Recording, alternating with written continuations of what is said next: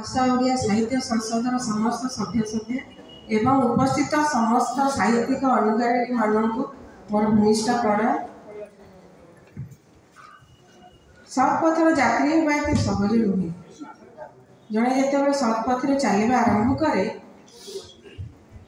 अनेक कंटकित पथ दे जावाक पड़ था। मु शुभलक्ष्मी सत्पथर यात्री पर लिखित कविता पठन करुचे।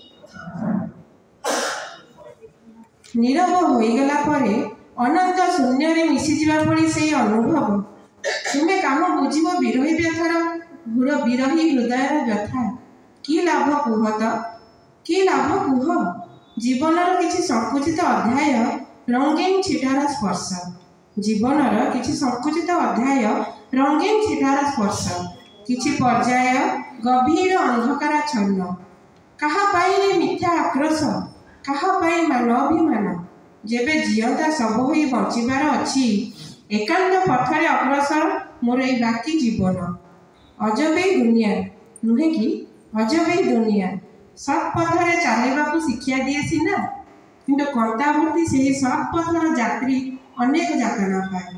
धन्यवाद।